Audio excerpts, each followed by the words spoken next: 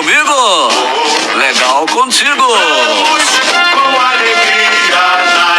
Primeiro tempo do Atlético. É Galo. Firma o pé de novo. É isso, Thiago Reis.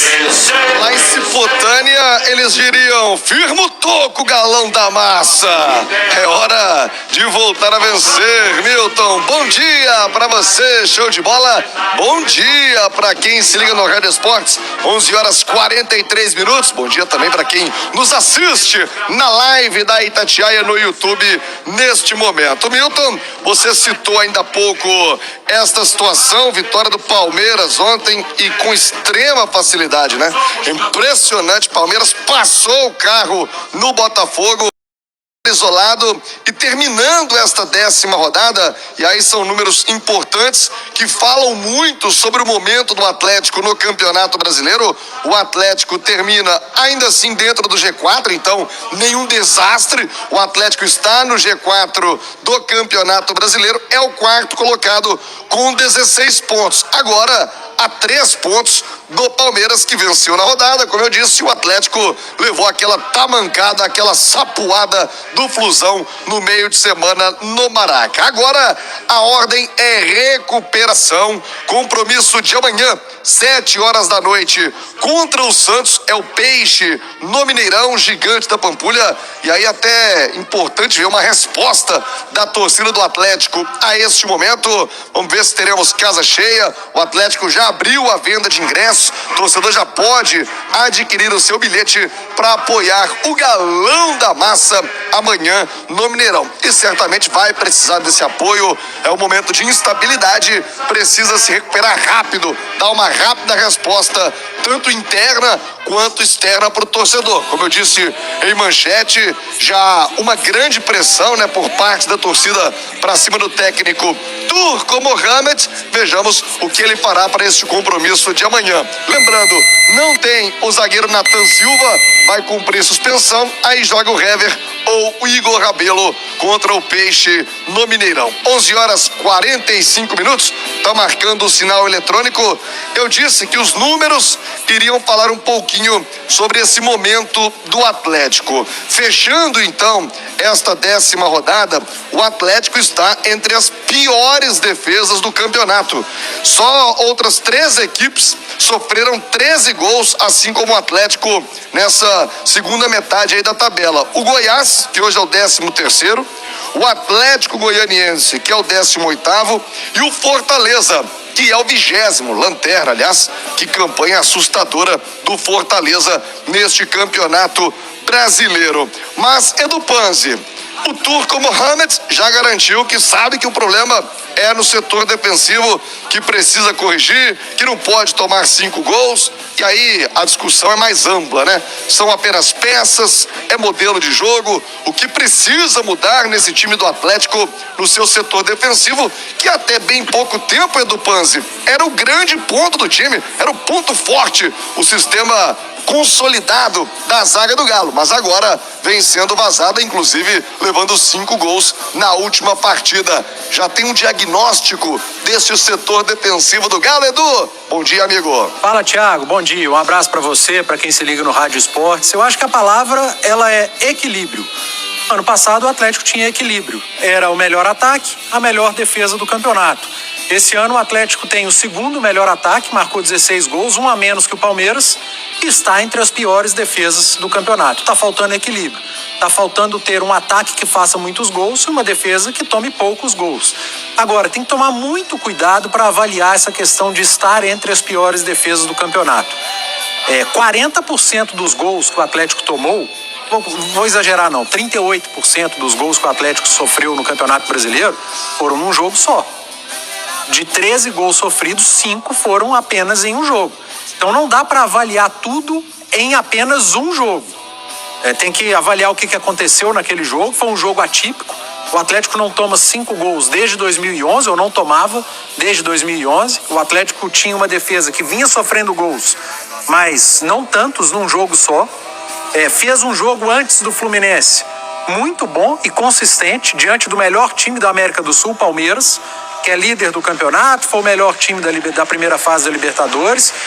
E foi ao Allianz Parque e passou em branco. Não sofreu gols. Aliás, deu ao Palmeiras apenas uma chance claríssima de gol. E no jogo seguinte, foi aquela peneira que a gente viu. É um problema recorrente ou foi um problema pontual? Eu acho que está no meio termo. Dá para dizer que o problema recorrente de tomar gols, ele tem acontecido, por isso é recorrente. O Atlético tem sofrido mais gols, mais vezes, do que em 2021, mas a gente não pode esquecer do recorte. Do jogo contra o Fluminense, que foi um jogo, eu repito, atípico defensivamente e responsável por 40% desses gols que o Atlético sofreu até aqui no campeonato. Então, Thiago, o que está faltando é a palavrinha equilíbrio, é fazer do Atlético esse bom ataque que ainda tem e voltar a ter uma defesa consistente. Ô, Thiago. Oi, Alexandre Simões. Bom dia, amigo. Bom dia, tudo bem? Tudo e você? Tudo jóia. Não, só para poder ilustrar isso que o Panzi falou, eu fiz rapidamente aqui o levantamento das 10 primeiras rodadas do Galo no ano passado com o Cuca, tá? Tinha sofrido 9 gols em 10 jogos. Então, quer dizer, esses 5 gols do Fluminense fizeram toda a diferença. Porque ele teria 8 em 9. A média de gols sofridos era muito parecida. Agora, o interessante, Thiago, é o seguinte: o ataque tinha marcado 13 gols com o Cuca nos 10 primeiros jogos. E com o Turco já marcou 16. Então acaba que, assim, o Galo tomou 4 gols a mais, 4 gols a mais, mas marcou 3 a mais. Acaba que a conta ali que vale, que é o saldo de gols, tá mais ou menos que batendo, né? Foi sem dúvida nenhuma um ponto fora da curva esse jogo contra o Fluminense, mas foi um ponto fora da curva muito preocupante. Muito preocupante porque o Fluminense se aproveitou, não sei se o Edu concorda, você também, Thiago, mas o Fluminense se aproveitou de aspectos que a gente vem percebendo no Atlético há alguns jogos e que os adversários não estavam aproveitando. Se a gente pega os jogos da Libertadores, por exemplo, contra o América no Mineirão, o América teve uma enxurrada de contra-ataques, não conseguiu armar o contra-ataque, muitas vezes pela falta de qualidade dos seus jogadores. Outros adversários, o Coritiba teve vários e vários contra-ataques contra o Goiás. O Atlético, o Goiás teve contra-ataques contra o Atlético, e aí, de repente, pegou um adversário num dia inspirado, mas com um nível técnico de atacantes superiores, né? E que jogaram demais naquela Jogaram noite. demais, e aí eles se aproveitaram de quase todas as chances que eles tiveram, porque muitos dos gols foram de jogadas de contra-ataque, jogadas de velocidade, que pegavam o time do Atlético, Thiago. Uma coisa, e aí quando o Panzi fala de equilíbrio, era o grande mérito daquele time do Cuca. O time do Cuca, ele conseguia fazer transições muito rápidas, não só ofensivas como defensivas.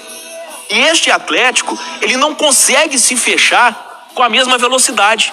Ele não consegue se recompor com a mesma velocidade. Então, ele dá muito espaço aos adversários. E o risco é justamente esse, Thiago. Amanhã, por exemplo, vai pegar um Santos.